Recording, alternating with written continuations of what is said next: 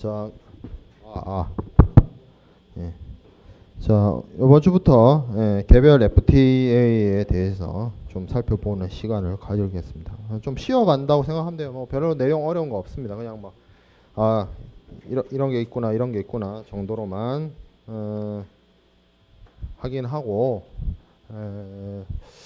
그래서 개별 15개 FTA에 대한 어떤 의의나 내용에 대해서 특징 이런 것들에 대해서 좀 살펴보는 시간을 이번 주에 좀 가지고, 이제 다음 주부터는 그 FTA 협정에서 다루고 있는 여러 가지 제도들에 대해서 좀 살펴보고, 그리고 나서 이제 가장 어떻게 보면 내용이 많고 핵심이 되는 FTA 원산지 규정도 이제 살펴보고 아마 종강을 하게 될 겁니다.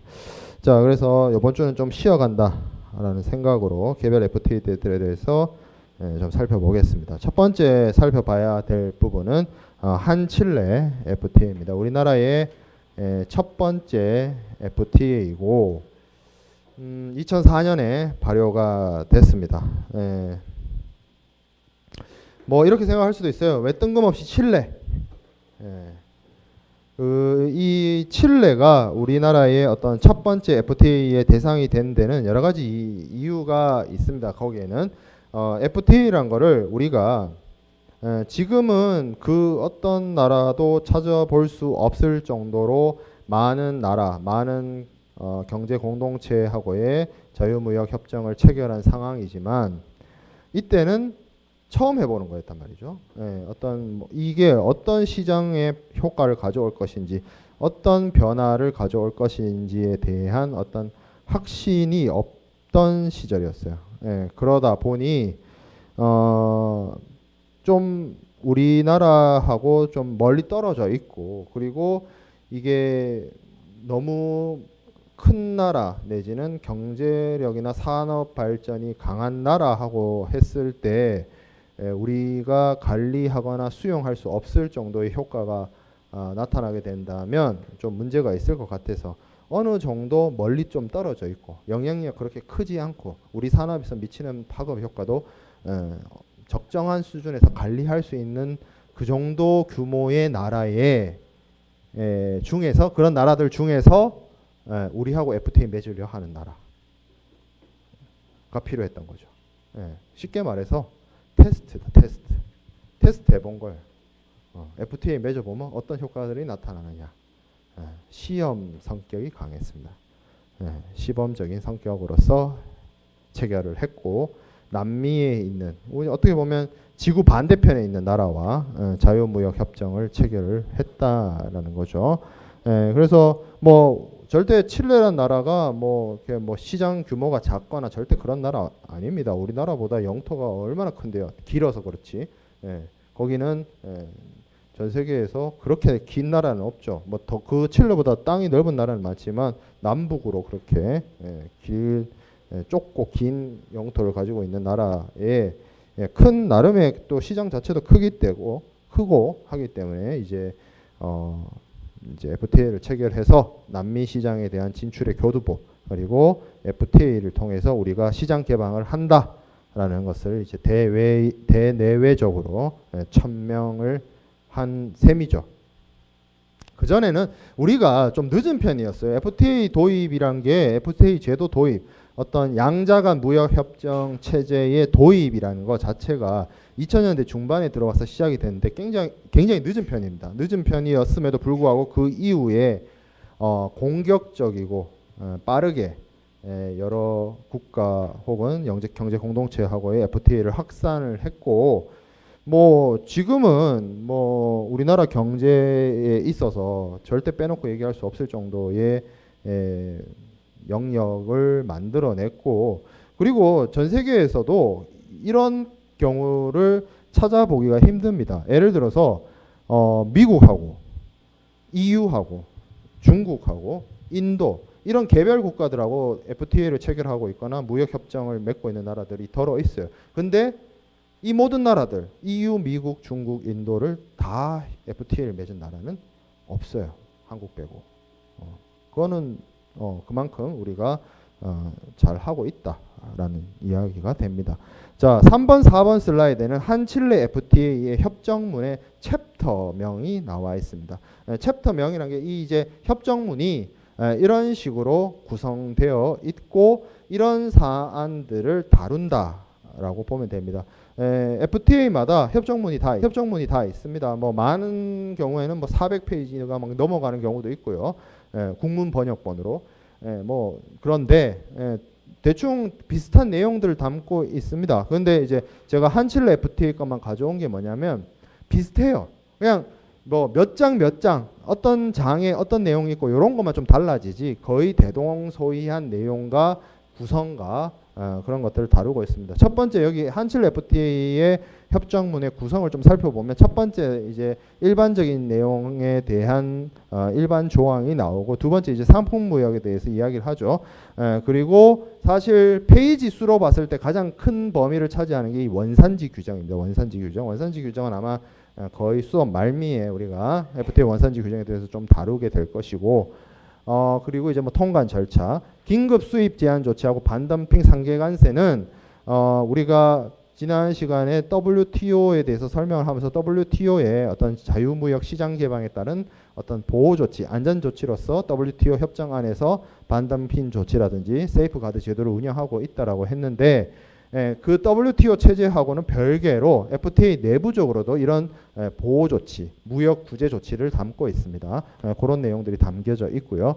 8장의 위생식물 조치, 그리고 9장의 표준 관련 조치, 뭐 기술 관련 조치라고 하는데 요 내용은 여러분들이 조금 생소할 거예요. 8장, 9장은 뭐냐면 이런 경우가 있어요. 그게 뭘 얘기하냐면 이제 전 세계 국가들이 자국의 어떤 산업이나 뭐 국민의 어떤 건강이나 여러 가지를 보호하기 위해서 위생식물 조치는 이제 아무래도 국민 건강 생활을 보호하기 위한 측면, 그리고 표준 관련 조치는 어떤 기술이나 산업을 보호하기 위해서 이런 경우가 있어요. 어떤 물품을 만들고 생산하는 데 있어서 그 국가마다 어떤 기술 표준 내지는 기술 제약이 걸려 있는 경우가 있습니다. 뭐 대표적으로 여러분들이 알만한 게 뭐가 있을까 생각을 해보면 유럽 같은 경우에는 그 자동차 탄소 배출, 우리가 좀 우리나라는 이런 미세먼지 때문에 아무래도 그런 이슈에 대해서 이제 이야기가 많이 되고 있는데 좀 선진국들은 아무래도 스모그나 이런 것들을 먼저 겪은 나라들은 탄소 배출에 대한 어떤 경각심, 탄소 배출을 줄여야 된다는 공감대, 사회적인 공감대가 이미 형성되어 있어요. 탄소 배출을 줄이기 위해서 어떻게 할 것이냐, 뭐 화력 발전소를 움직이지 않고 뭐 대체 에너지를 하고 원자력 발전소를 쓰고 아니면 뭐 탄소 배출 저감 장치를 만들고 하는데 자동차에 여러분들 혹시 들어본 적 있을지 모르겠는데 유로 6 하는 게 있어요. 그게 뭐냐면 자동차 배기량 그거를 제한을 두는 겁니다. 그런 유로 6를 충족을 시켜야 유럽 시장에서 자동차를 내놓을 수 있어요. 그러니까 그런 어떤 기술적 제약이 될 수 있죠. 기술적 장벽이 될 수 있죠. 무역을 통해서 그 나라 시장에 상품을 수출하려고 하는 기업의 입장에서는 그 상대방 국가의 그런 기술적 제약이라든지 기술적 기준 내지는 제약이 일종의 무역 장벽이 될 수도 있다는 거죠. 그래서 그런 것들을 어떻게 할 것인가, 그런 것들에 대해서 상대방 국가에 대해서 어느 정도 인정해 줄 것이고 상대방 국가에 대해서 어느 정도 특혜를 줄 것이냐에 대한 내용들이 여기 표준 관련 조치나 이런 부분에 담기게 됩니다. 자, 그리고 투자 및 서비스, 뭐 투자, 서비스, 돈의 이동, 사람의 이동, 용역의 이동 이런 것들에 대해서도 규정하고, 뭐 13장에 보면 기업인의 일시 입국 그러는데 여러분들이 보통은 웬만한 나라를 제외하고는 여행 가는데 관광 산업에 의해서 관광 비자 받아서 관광 비자 자체가 필요 없는 나라도 있죠. 단기 여행의 경우에 뭐 그런 경우가 많은데 뭐 돈을 벌려고 나가는 경우 있죠. 비즈니스 목적으로 방문하는 경우, 아니면 뭐 장기간 그 나라에 내가 영주권이 없음에도 장기간 체류하려고 하는 경우에는 비자가 필요한 경우가 있어요. 장기 체류를 위해서 사업 목적으로 들어가는 경우, 사업 비자가 있어야 되는 경우가 있죠. 그런 경우에 FTA 체결 국가 내 그런 뭐 일시적인 입국이라든지 비즈니스 목적상의 방문이라든지에 있어서 비자 면제 조치라든지 그런 것들을 서로 해주고 있습니다. 뭐 경쟁, 정부 조달, 지적재산권 이런 정부 조달 같은 거는 지난 시간에 설명을 했고요. 뭐 제도적인 투명성이나 운영, 그리고 분쟁 해결 이런 내용들이 보통 FTA 협정문을 구성하고 있죠. 세부적인 내용은 다르지만 다른 FTA에서도 비슷비슷한 내용들을 담고 있습니다.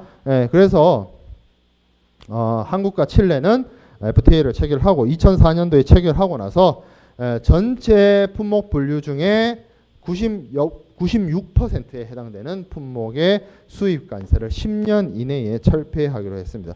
이미 2004년에 발효된 FTA가 지금 2018년에 이르렀기 때문에 FTA가 벌써 발효된 지가 14년이 넘어가고 있고 그래서 거의 모든 상품에 대한 관세가 철폐되었다라고 보면 됩니다.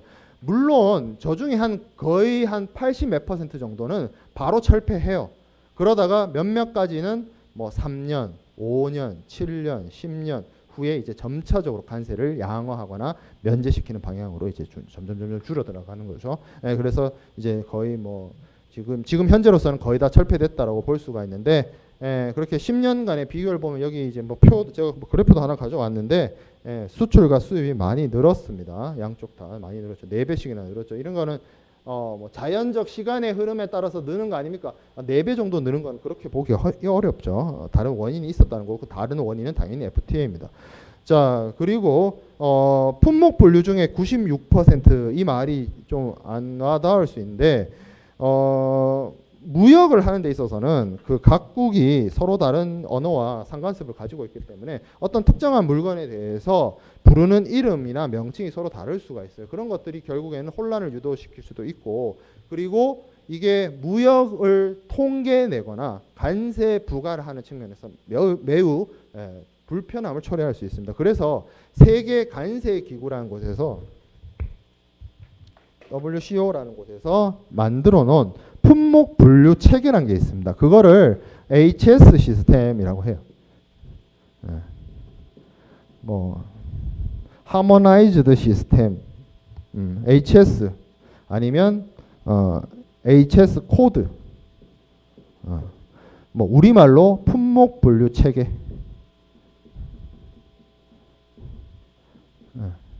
관세 무역 통합 품목 분류 체계 뭐 이렇게 부릅니다. 뭐 말은 많아요. 뭐 이걸 그냥 다른 말로 관세 율표라고 하는 경우도 있고, 실제로 관세법에 별표로 규정되어 있거든요.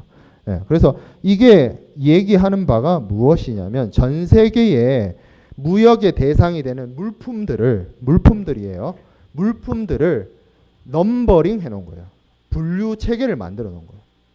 농산품, 뭐 화학 제품, 강물, 의류, 뭐 자파, 강물, 그리고 철강 제품, 비철 금속, 뭐 전자 제품, 정밀 기계, 자동차, 뭐 의료 제품 등등등 그 물품의 상품적인 상품 분류에 따라서 넘버링을 매겨 놓은 겁니다. 뭐 자세히 알 필요 없어요. 여러분들 중에 혹시 관세사 준비하는 친구 아니면 공부할 이유도 없고 알아둘 이유도 없어요. 솔직한 말로. 그런 게 이제 HS 코드인데, 뭐 품목 분류, 이게 한 전체가 6단위 기준으로 봤을 때 한 5,000개 정도 됩니다. 대략. 저도 정확한 개수는 생각이 안 나요. 기억할 이유도 없고. 한 5,000개 정도 되는데, 그 중에 한 5,000개의 이 안에 뭐 많아. 뭐 소고기, 돼지고기 뭐 다 있어. 맥주, 와인, 양주 다 분류돼요. 커피, 녹차 다 분류된다고. 모든 무역 대상이 되는 물품을 넘버를 매겨가지고 분류 체계를 만들어 놨다고 생각하면 됩니다. 그 중에 96%를 어떻게 했다? 관세 철폐를 했다. 그럼 4%는 영원히 양어를 안 했거나 10년보다 더 장기간 유예를 했다라고 보면 됩니다. 그 당연히 이 4%에 뭐 쌀이 들어가 있거나 그렇겠죠. 그런 식으로 되어 있다. 그래서 매우 높은 수준의 시장 개방을 했다라고 보면 됩니다. 거의 모든 걸 열었다고 봐야죠. 자, 그 다음에 우리가 살펴봐야 될 게 이제 두 번째 FTA인 한싱가포르 FTA입니다. 한싱가포르 FTA는 2006년도에 발효가 됐고, 싱가포르란 나라가 뭐 도시 국가이긴 합니다만 동아시아의 가장 거대한 무역 허브이자 외환 시장이자 뭐 어떻게 보면 아시아 지역에 있어서 가장 중요한 무역 항구로서, 물류 거점으로서 역할을 하는 곳인데, 여기와 FTA를 체결했다는 거죠. 근데 이 FTA는 한 싱가포르 FTA는 FTA를 체결했다는 데 있어서의 의의는 있으나 상품 무역적인 측면에서는 큰 의미가 없습니다. 왜 그러냐면 싱가포르란 나라 자체가 개방 경제입니다. 개방 경제. 개방 경제 체제라는 게 무슨 말이냐면 얘네들은 물품의 수입 수출에 대해서 뭐 관세가 부과되거나 이런 게 아니에요. 어차피 싱가포르란 나라는 중개 무역을 하거나 아니면 싱가포르를 거쳐가는 물품에 대해서 수수료를 받거나 항구 사용료를 받거나 그렇게 돌아가는 국가이기 때문에 뭐 관세 부과 뭐 우리를 향해서 시장 개방을 한 원래 시장 개방이 돼 있어요. 싱가포르는. 그러면 우리도 시장 개방을 하는 거 아닙니까? 우리도 시장을 싱가포르 물건에 대해서 싱가포르에서 수출되는 물건에 대해서 시장 개방을 해도 돼요. 왜? 메이드 인 싱가포르라는 게 없으니까.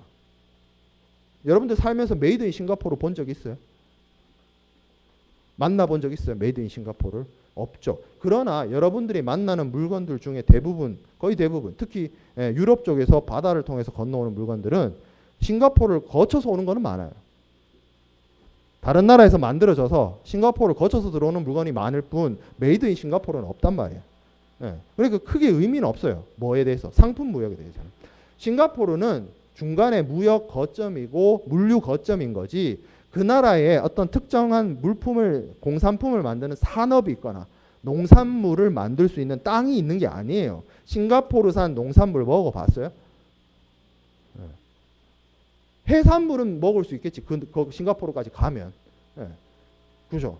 그렇기 때문에 상품 무역으로서는 큰 의미가 없어. 근데 다만 서비스와 투자 시장을 개방하는 데 있어서는 뭐 싱가포르 자본이 우리나라 들어오고 나가는데 그런 것들에 있어서 아니면 우리가 싱가포르에 어떤 뭐 지사를 설립한다든지 그런 데 있어서의 시장 개방이 이루어졌다라는 측면에서 의의가 있다라는 거죠.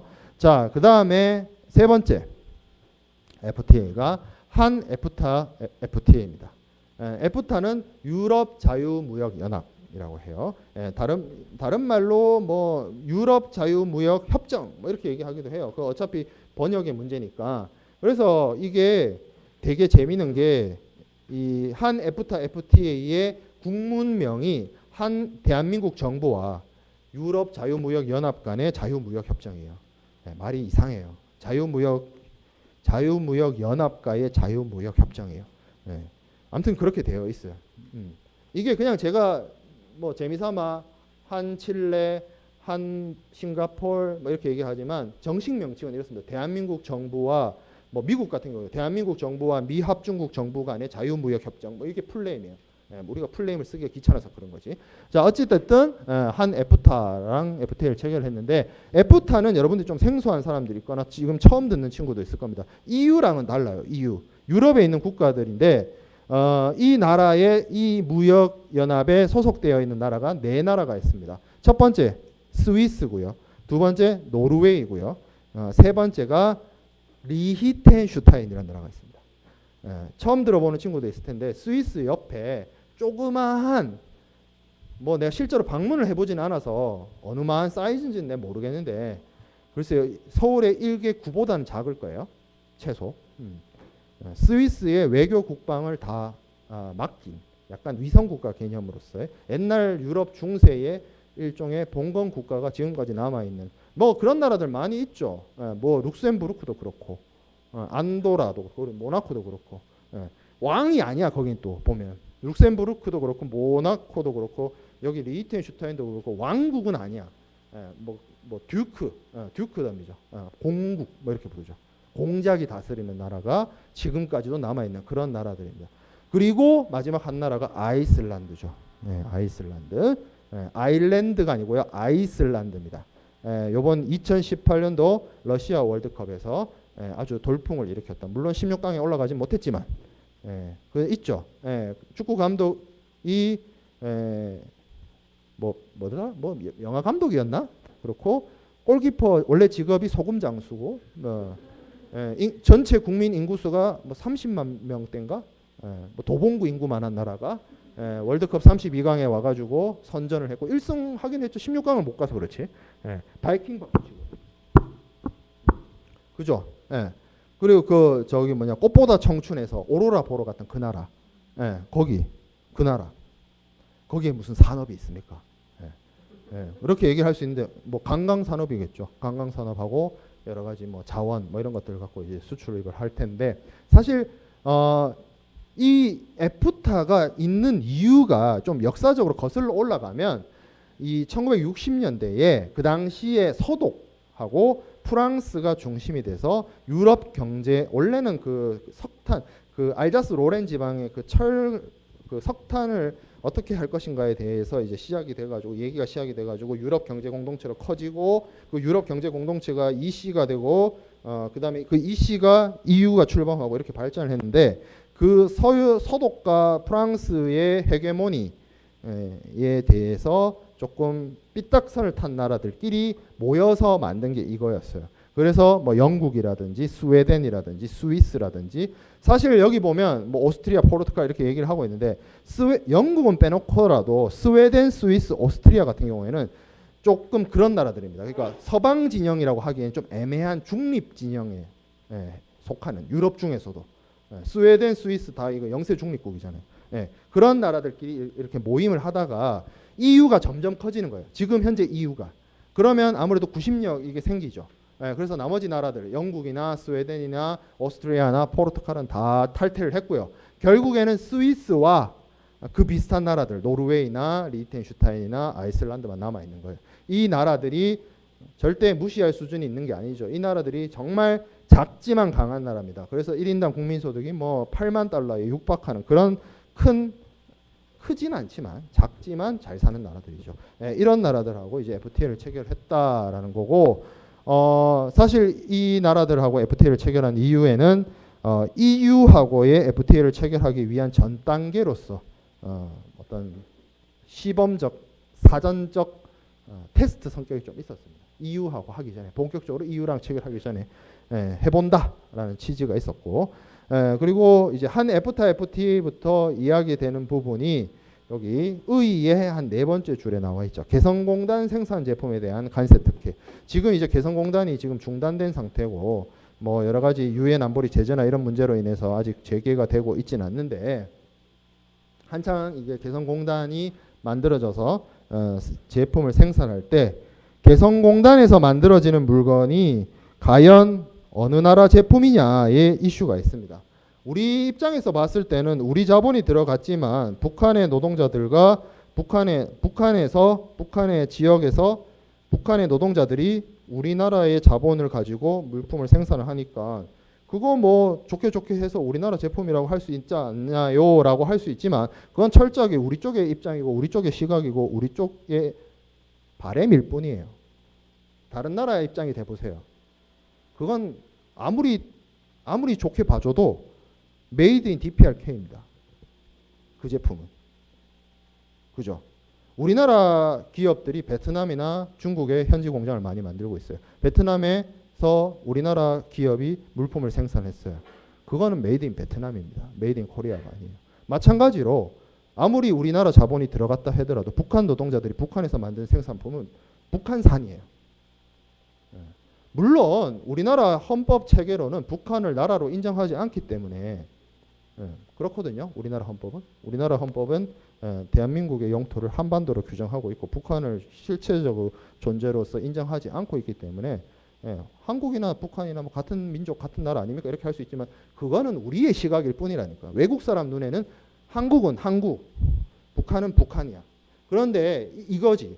북한산 물건을 메이드 인 코리아로 인정해달라는 거죠. 우리 입장은. 그거를 받아줍니다. 그게 개성공단에 대해서 그러니까 개성공단에서 만든 물건을 메이드 인 코리아처럼 특혜 관세를 적용해달라 이거예요. 그래서 받아줘요. 오케이? 해줍니다. 그게 지금 그 얘기예요.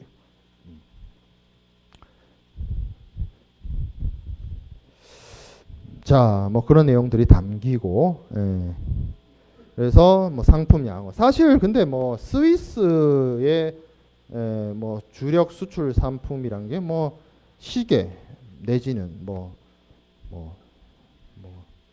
있을까? 뭐 뭐 맥가이버 칼, 뭐 산업이 그렇게 큰 나라들이 아니에요. 이 나라들이. 그렇지만 아무래도 이제 서비스나 투자 측면에 있어서 시장 개방 그리고 인적 교류적인 측면에서 어떤 전문 기술, 전문 라이센스에 대한 인정 이런 분야들 여기 나와 있던 것처럼 전문 기술직을 서로 인정한다, 교류한다 이런 내용들이 담겼다라는 거죠. 그리고 특히 서비스 투자 이런 부분에 있어서는 별도의 협정. 그 서비스 투자 협정은 노르웨이는 빠졌어요. 한 FTA에서는. 그래서 나머지 세 나라하고 이제 투자 협정을 체결해가지고 투자자 보호라든지 그런 내용들이 규정된 FTA가 되겠습니다. 그래서 그 전에 출범했던 한 싱가포르 FTA나 한일 BIT 수준의 시장 투자자 보호가 이루어지고 있죠. 한일 BIT는 뭐냐면 우리가 지금 현재 한국과 일본 간에는 아무래도 뭐 여러 가지 뭐 문제로 인해서 여러분들이 알고 있는 그런 문제, 한일 간의 국민적인 뭐 어떤 뭐 정서나 이런 문제로 인해서 FTA가 체결되고 있지도 않고 그리고 체결하겠다라고 하는 협상도 이루어지지 않고 있는 걸로 알고 있어요. 하지만 한일 간에 투자자 협정은 되어 있습니다. 그게 이제 BIT라고 해요. 양자 간 투자 협정이라고 해가지고 존재합니다. 그 수준으로 이제 시장 투자에 대해서 투자 자유와 투자자 보호를 규정하고 있다 정도로 알고 넘어가면 될 것 같아요. 자, 그 다음에 한 아세안 FTA입니다. 2007년도에 발효가 되었는데 요게 주의할 점이 상품에 대해서만 2007년도 6월에 발효가 됐습니다. 아세안은 동남아시아 경제 공동체죠. 10개국들이 있습니다. 이 10개국이 여기 지금 강의 자료에도 나오지만 인도네시아와 말레이시아, 태국, 베트남, 싱가포르 이런 나라들도 있지만 뭐 라오스라든지 캄보디아라든지 미얀마라든지 브루나이라든지 좀 저개발 국가, 개발도상국들이 끼어 있습니다. 이 나라들의 어떤 산업 수준과 소득 수준의 차이가 좀 크기 때문에 입장 차이가 컸고 그 입장 차이에 대해서 원만한 타결이 좀 힘들었기 때문에 상품 무역에 대해서는 2007년도에 발효가 됐고요. 서비스 투자는 2년을 더 끌어서 2009년 5월과 6월에 발효가 됐습니다.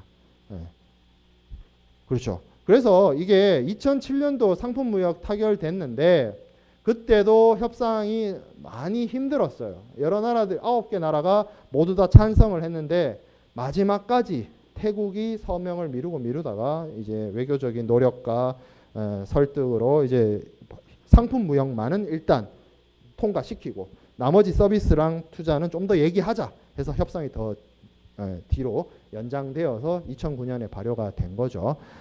그러다 보니 조금 뭐 그 시장 개방의 정도에 있어서는 조금 약하긴 합니다만 2007년도와 지금 우리 거의 한 10년 됐죠. 이 한 아세안 FTA가 발효된 지 한 10년이 됐는데 그 우리가 체결한 FTA 상대국들 중에서 그 FTA 체결하고 나서 이 동남아시아 국가들 특히 여기 나와 있는 베트남이라든지 인도네시아라든지 말레이시아라든지 이런 나라들이 경제 성장이 어마어마한 정도로 이루어졌습니다. 예전에는 그냥 다 개발도상국이고 그냥 자원 생산국이고 뭐 그런 정도였지만 지금은 산업이 많이 발전을 해서 많이 소득 수준도 올랐고 산업 발전도 많이 이루어졌죠.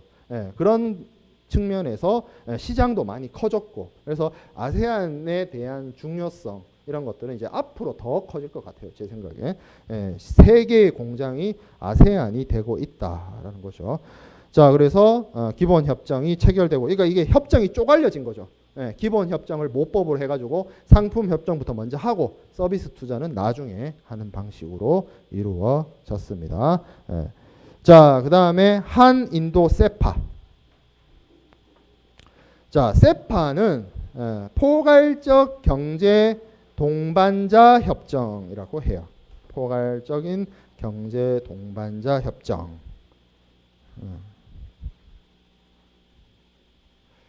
그래서 뭡니까 이건? FTA랑 거의 유사해요. 유사 FTA입니다. 유사한 FTA인데 이게 그 자유무역 협정이라는 어떤 명칭을 좀 거부감을 느낀 인도 측 요구에 따라서 경제 공동체 내지는 경제 동반자, 파트너, 이 P가 파트너거든요. 경제 동반자, 너랑 나랑 경제적으로 파트너다, 파트너를 맺었다, 그런 협정이에요. 예, 좀 뭐 명칭의 차이라고 보면 되는데 사실 그 명칭만큼이나 시장 개방의 정도나 어떤 관세 양어 스케줄, 이게 되게 유예 기간이 길어요. 한인도 세파가 좀 장기간에 걸쳐서 관세를 인하하고 철폐하는 스케줄을 갖고 있죠. 하지만 인도라는 거대 시장, 뭐 세계에서 두 번째로 인구가 많은 나라죠. 중국에 이어서. 그래서 이 거대 시장에 어떤 무역 협정을 통해서 시장 개방을 할 수 있다. 어떻게 보면 아세안도 그렇고 인도도 그렇고 소위 말하는 포텐, 잠재력, 시장 잠재력이 원체 큰 나라이기 때문에 이러한 나라들의 어떤 시장 진출을 통해서 시장 개방을 하고자 하는 그런 의의로서 한인도 세파가 있습니다. 그래서 뭐 관세 철폐하고 뭐 내국민 대우해주고 뭐 이런 것들이 있는데 뭐 좀 이게 개방의 정도가 조금 낮은 편이긴 합니다. 자, 그리고 이 서비스 무역도 다른 FTA 같으면 이렇게 뭐 보면 이런 식으로 되어 있어요. 그러니까 그 네거티브 방식이라고 해야 되나? 그러니까 시장을 개방한다. 다만 어떤 산업이나 어떤 부분에 대해서는 시장 개방을 하지 않는다. 뭐 이런 식으로 되어 있는 반면에 한인도 세파는 이런 거예요. 요거 시장 개방한다. 그런 식으로 되어 있어요. 그러니까 약간 그 정도가 다른 FTA에 비해서 낮다라는 거죠. 그 얘기가 포지티브 방식으로 되어 있다라는 거죠. 자, 그 다음에 살펴볼 게 한 EU FTA입니다. 한 EU FTA. 어떻게 보면 가장 큰 시장이고 우리한테 있어서 뭐 한미 FTA 다음으로 가장 중요한 FTA였고 그리고 15개 FTA 중에서 그 FTA가 성사되는 데까지의 가장 많은 노력과 어려움이 있었던 FTA입니다. 물론 한미 FTA가 오래 걸리긴 했어요. 한미 FTA가 협상 타결부터 발효될 때까지 거의 뭐 한 4년, 5년이 넘는 시간이 걸렸습니다. 사실 한미 FTA의 경우에는 협상은 빨리 끝났어요. 2006년쯤에서 끝난 걸로 알고 있습니다. 근데 아무래도 한미 FTA에 대해서 어떤 정치적 반대, 경제적 이유로 인한 반대보다는 국내 내부에 정치적 반대로 인해서 이게 국회 비준이 미뤄지다가 한참 뒤에 이게 원래 처음에는 노무현 대통령 때 했죠. 노무현 대통령 때 하다가 뭐 안 되고 여당에서도 반대하고 뭐 이래가지고 잘 안 되다가 이명박 대통령 때 와서 이제 발효가 됐고 그거는 협상의 과정 자체는 크게 문제가 없었어요. 국회 비준이 어려워서 그랬지. 근데 이제 한 EU FTA는 뭐가 문제였냐면 이게 EU가 28개 나라입니다. 28개 나라. 28개 나라가 모두 다 동의해줘야 돼요. 어느 한 나라도 뭐 반대를 하거나 이러면 EU라고 말하기가 어렵죠.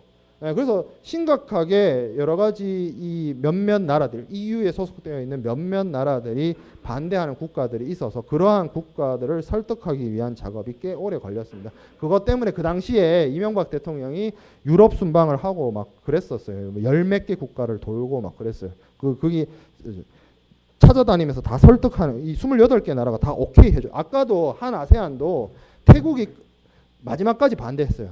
태국이. 그러다가 협상이 됐고 이렇게 다자 여러 나라가 포함되어 있는 경제 공동체하고의 FTA가 큰 게 이제 아세안하고 그리고 EU하고 체결한 건데 이런 경우에는 그 소속 국가들의 모든 동의가 필요합니다. 그렇기 때문에 문제가 좀 있었죠. 근데 이제 지금 우리가 지난 시간에도 얘기를 했다시피 이 EU 중에 영국이 지금 탈출했잖아요. 브렉시트를 했잖아요. 그 브렉시트 한 것 때문에 지금 한영 FTA가 연구 단계입니다. 지금 한영 FTA. 아마 언제 시작할지 모르겠는데 이거 바로 협상 시작할 거예요. 그리고 아마 한국 측도 그렇고 영국 측도 그렇고 한 EU FTA 수준으로 합시다가 될 거예요. 거의. 근데 법적인 절차로 EU에서 영국이 떠나갔기 때문에 예. 걔네는 이제 더 이상 EU가 아닌 거죠. 예, 그래서 한영 FTA를 새로 맺어야 되는 문제가 있다. 예, 근데 아마 양국의 이해관계가 별로 뭐 상충되거나 뭐 입장이 다르지 않기 때문에 한영 FTA는 영국의 브렉시트 탈출과 함께 거의 같이 발효될 수 있도록 될 겁니다. 영국도 그걸 바라고. 예, 그래서 EU 시장에 대한 어떤 시장 진출을 확대하는 측면에서 이제 한 EU FTA가 맺어졌고, EU가 엄청 큰 시장이죠. 인구도 많고 나라도 많고, 그리고 전체 GDP, EU 전체 GDP가 뭐 저게 몇 년도 기준인지 나도 가물가물한데, 뭐 2조 8천억 달러, 전체 명목 GDP가 2조 8천억 달러면 우리나라 돈으로 한 3천조 되나? 그죠? 내가 산수가 약해가지고. 그죠? 이게 내가 그런 게 있어요. 이 경영대 출신, 이게 재무관리나 회계를 하다 보면 문제가 뭐냐면 1 더하기 1도 계산기를 두드리고 있죠. 그런 경험 해본 적 없어요? 회계 문제 풀다가. 더 하잖아. 1 더하기 1도 더하고 있잖아. 그렇죠? 1 더하기 1을 해가지고 내가 근데 1 더하기 1을 했는데 자판을 잘못 눌렀어. 3이 나왔어. 그 3을 쓰죠. 뭐 그런 실수 많이 하잖아요. 이거. 진짜로 회계사 준비하는 친구들은 보면 왼손으로 누르잖아요. 왼손으로. 나 오른손잡이인데 그게 되게 신기하더라고. 걔는 분명 오른손잡이야. 그래서 오른손으로 펜으로 잡고 계산기를 왼손으로 두드리는 거야. 정확한 타격을. 그게 돼야 CPA 2차 쳐요. 뭐 놀래. 주위에 CPA 공부하는 친구 없어요? 물어봐요. 왼손으로 누르던데. 이렇게 쓰고. 그러니까 이거 할 시간이 없는 거지. 이걸 쓰면서 오른손으로 계산기를 누를 시간을 세이브 시키는 거죠. 그러니까 양손으로 하는 거예요. 그게 돼야 CPA 2차 된다던데. 내 친구 말로는. 아닌가? 요새는 또 몰라. 제 친구들이 CPA 되던 시절은 뭐 한 10년 전 뭐 이렇기 때문에 요새는 어떤지 잘 모르겠어. 자, 어찌 됐든 그래요. 농담이었고. 자, 그래서 이게 이제 사실 EU는 몇 개였지? 20몇 개인가 빼놓고 품목 이거 5,000개 중에 20몇 개인가 빼놓고 다 열었어요. 거의 다 열었고 우리도 뭐 진짜 몇몇 가지 빼놓고 쌀 이런 거 몇 개를 제외하고 시장 개방을 다 했습니다. 완전한 수준의 시장 개방이 이루어졌고, 그리고 관세 철폐 스케줄도 되게 짧아요. 아마 5년 이내에 거의 다 철폐합니다. 관세를. 그래서 사실상 지금은 뭐 한EU 간에는 이제 관세 없는 무역이 이루어지고 있죠.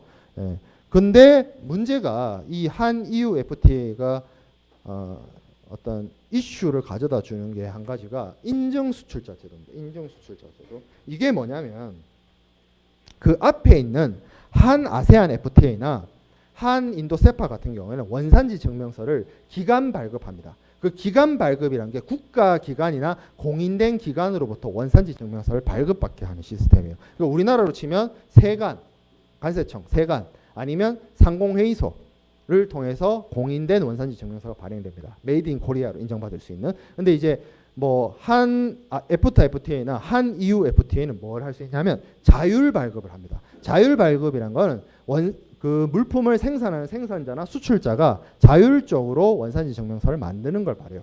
어떤 특정한 형식이나 어떤 특정한 양식이 있는 게 아닙니다.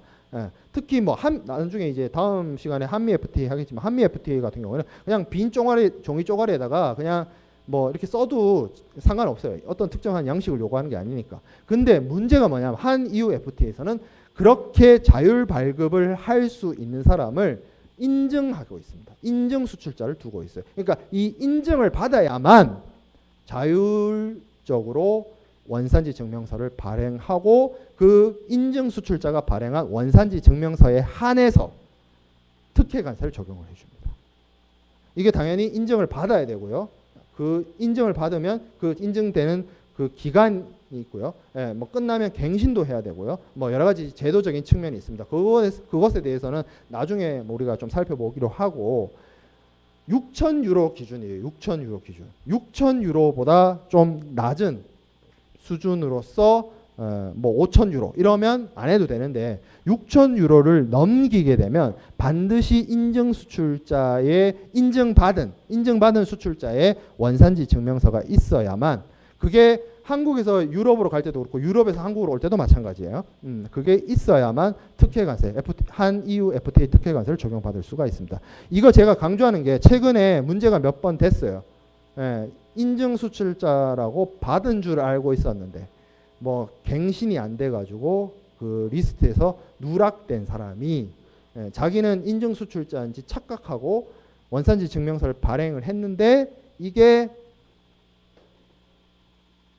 우리나라 세관에 들어와가지고 특혜관세 적용받고 해가지고 관세 없이 통관했는데 나중에 이게 밝혀져서 관세 추징당해가지고 나중에 관세 다 물어내고, 이게 근데 그 사람이 정말 한 EU 물품을 한국에 가져올 때, EU에서 생산된 물품을 한국에 가져올 때 뭐 원산지를 속였거나 원산지에 대해 그 부품을 뭐 속였거나 다른 원산지 물품을 뭐 가로채기 해가지고 가져온 게 아니에요. 원래 정상적인 절차를 밟아서 원산지 증명서가 발행됐다면 당연히 한EU FTA 특혜관세를 적용받을 수 있는 물품인데 인증 수출자가 아니었다는 이유로 특혜관세를 적용을 못 받았어요. 이게 법적인 절차 미비가 결국에는 특혜관세 적용이 안 되는 사건이 몇 건 있습니다. 최근에도.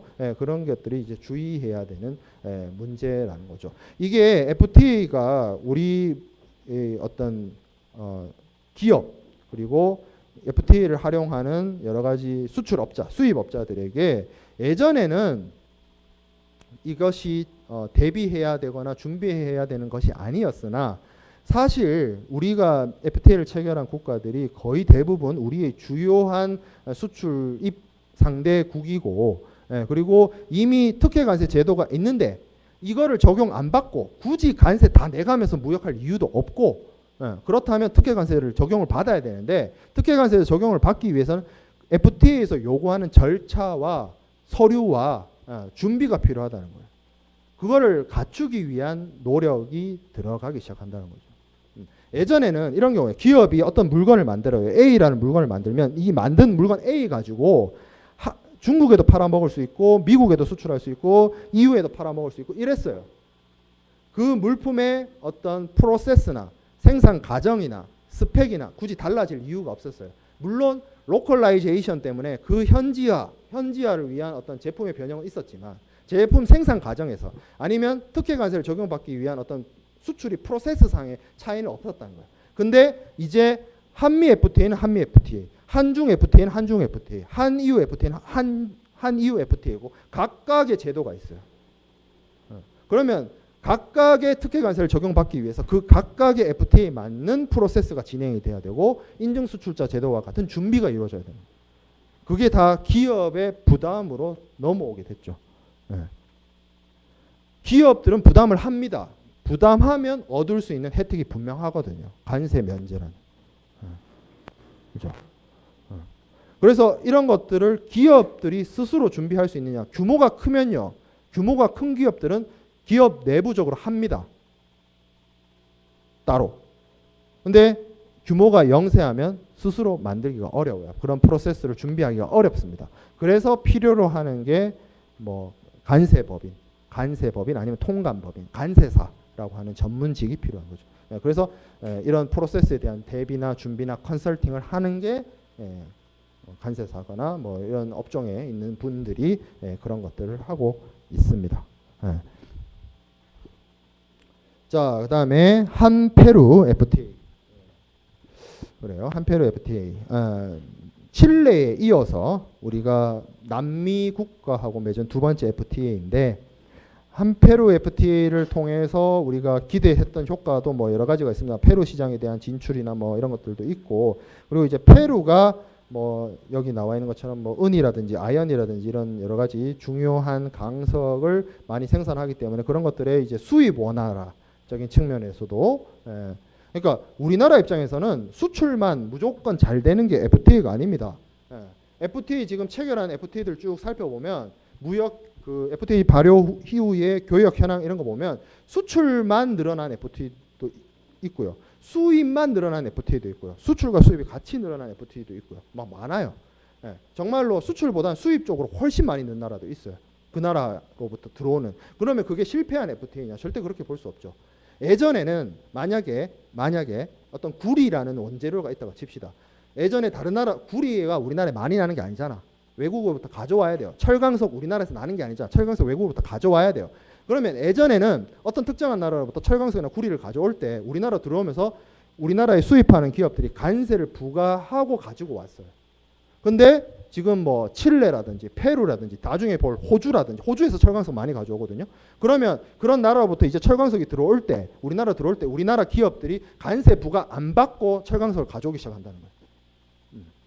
그런 것들도 수입이 증가되지만 사실 효과예요. 효과. 기업 입장에서는. 원자재 구입 비용을 감소시켰잖아요. 기업 입장에서. 그러면 우리나라 국내 기업들 철강석이나 구리 같은 우리나라에서 생산되지 않는 원재료를 외국으로부터 수입에 의존해야 되는 국가들에게 비용 절감 효과를 가져다 주는 거죠. 수입이 늘어서 우리가 손해 본 거 아닙니까? 그렇게 생각하면 안 돼요. FTA는 단순하게 수출과 수입의 플러스 마이너스가 아니에요. 어떤 전체의 경제적 변화와 흐름을 봐야 돼요. 그러니까 단순 무식하게 그럴 수 있어요. 여러분들 나한테 수업 안 듣는 사람 중에 신문 기자 같은 사람들이 단순한 무역 통계 보고 어떤 나라하고 FTA 했는데 수출은 안 늘고 수입만 늘었습니다. 아, 이거 실패한 FTA네요. 그거는 정말 무식한 얘기예요. 그 수입이 왜 늘었는지를 봐야 돼요. 그 수입이 는 이유가 국내에서 생산되는 원자재들을 수요를 충당하기 위해서 급증했다. 관세 부과 혜택을 관세 면제 혜택을 이용해서 그런 게 보여져야 된다는 거예요. 그런 게 효과라는 거예요. 그래서 FTA들 쭉 보면요. 15개 FTA가 있는데 이게 목적이 분명해요. 아, 거대 시장에 우리가 진출하기 위해서구나. 아니다. 아, 그 시장에 우리가 선점하기 위해서 선점 효과를 누리기 위해서 들어가는 거구나. 아니다. 아, 저 나라에 갖고 있는 부존 자원을 우리가 원활하게 수입하기 위해서 하는 거구나. 여러 가지 목적이 있어요. 가만 들여다보면 성격이 있다고. 성격. 그래서 한 페루 FTA도 별거 아닌 시장 아닙니까? 할 수 있지만 페루로부터 원자재 수입이라든지 그리고 이 남미 국가들이 지금은 거의 다 개발도상국이지만 제가 동남아시아 얘기할 때도 얘기를 했지만 결국에는 포텐이 있단 말이에요. 인구가 많고 잠재력이 있고 결국에는 개발을 할 것이고 성장을 할 것이기 때문에 우리가 먼저 진출해서 먼저 관세 인하 혜택을 통해서 시장 선점을 할 수 있는 여러 가지 여건과 어드밴티지가 있다는 거죠. 그리고 사실 우리가 한페루 FTA를 했던 것 중에 하나가 여기 지금 콜롬비아하고는 체결했습니다만은 메르코르수르하고의 FTA를 체결하기 위한 준비 과정으로서 그러니까 한EU FTA를 하기 전 단계에 한 애프타 FTA를 체결한 것처럼 메르코르수르하고 FTA를 체결하기 전에 칠레, 페루하고 FTA를 체결한 게 있습니다. 그럼 메르코르수르는 뭐냐면 저게 스페인어인지 포르투갈어인지 잘 모르겠는데 제가 뭐 딱히 영어 외에는 다른 제2 외국어를 할 줄 아는 게 없어서 일본어 좀 할 줄 알죠. 고등학교 때 일본어를 제2 외국어. 근데 그거는 제가 수능 시험 치고 끝나가지고 더 이상 공부를 안 해가지고 제가 게임을 정말 좋아하지만 게임 때문에 일본어를 공부할 정도로 덕후는 아니에요. 그런 친구도 있어. 내 주변에 그런 지금은 이제 한글화 대폭발해가지고 일본 게임이 한글화돼서 다 수입됩니다. 플레이스테이션 게임, 닌텐도는 안 해주네. 닌텐도는 쓰레기 회사고. 그래서 그 뭐 캡콤이라든지 반다이 남코라든지 일본 회사들 게임이 한글화로 다 번역돼서 들어오는데 예전에는 그냥 안 됐어 그게. 그래서 일본어를 공부하는 거야. 일본 게임을 하려고 그런 친구들이 더러 있었어. 그 친구들 내 주변에 덕후들.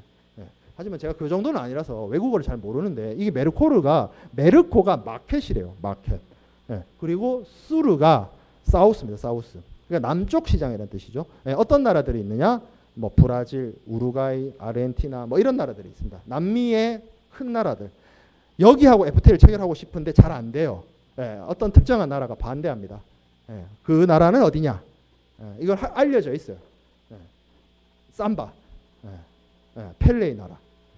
브라질이 반대하고 있어요. 그래서 이게 브라질이 그 남미 국가들 사이에서는 가장 큰 영토를 가지고 있고 경제력도 가장 크고 아무래도 뭐 군사력도 그렇고 남미의 맹주죠. 남미의 맹주다 보니까 이게 원활하지가 않아요.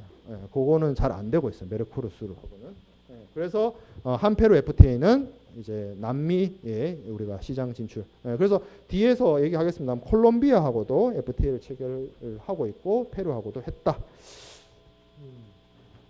자, 뭐 그렇고, 그래서 요 정도 살펴봤고, 다음 목요일 날 뒤에 이제 한미 FTA하고 그런 것들은 강의 자료가 나가면 학습을 하도록 하겠습니다. 수고했어요.